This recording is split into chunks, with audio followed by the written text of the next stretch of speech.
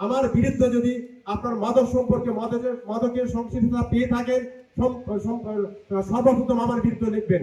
যে থানা এনায়তপুর থানার অফিসার ইনচার্জ সে কমিটি পুলিশের বক্তব্য দিয়ে এই কথা বলেছে, কিন্তু তার কথার সঙ্গে কাজের মিল নাই। যদি আমার এই কথার সঙ্গে কাজের মিল না হয়, আমি সঙ্গে সঙ্গে এখান থেকে অফিসার ইনচার্জের পদ থেকে ইস্তফা দিয়ে আমি আবার জায়গাতে চলে যাব। বিশ্বাস এটাই করি, আমি পুলিশ, আমি অফিসার ইনচার্জ এনায়তপুর থানা। আমি যদি নিজে মাদক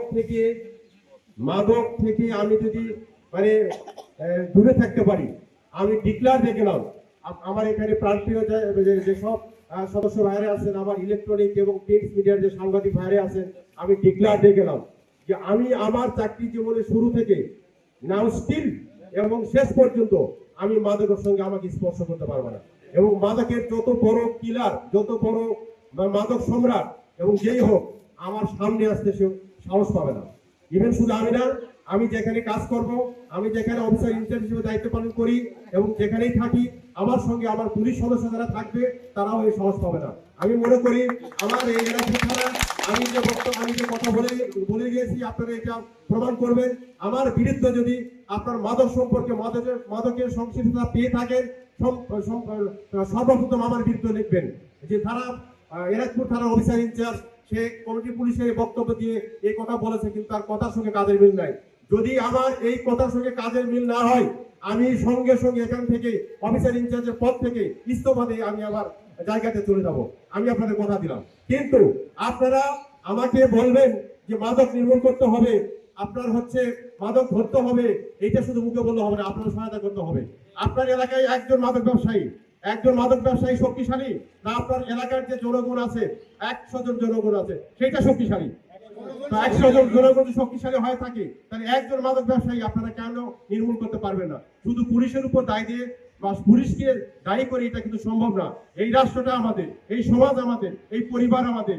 এই রাষ্ট্র, সমাজ, পরিবারকে সুস্থ, সুন্দর এবং সোনার বাংলাদেশ করতে গেলে আমাদের আপামর সাধারণ জনগোষ্ঠী থেকে শুরু করে আমাদের প্রশাসনিক যত দায়িত্ব আছে, যত কাজ, সবাইকে আমাকে আগে আসতে হবে। কাজ করে কারোর সাথে যদি অসৎ আচরণ করে, তাহলে আমরা এই হাউজের থেকে আমরা বলতে চাই, আমরা এখানে এনায়তপুর থানা বিএনপি সাবেক যারা দায়িত্বে আছি, আমাদের ইউনিয়ন বিএনপি আছে, আমাদের সহযোগী সংগঠনগুলো আছে, আপনারা বলবেন।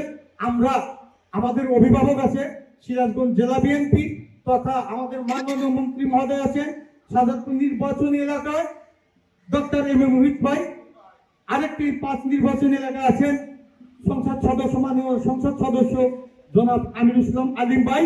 আমরা তাদের মেসেজ দিয়ে আমরা উপযুক্ত ব্যবস্থা করব, এটা আমরা রাজনৈতিক দলের পক্ষ থেকে আমরা আশ্বস্ত করতে চাই।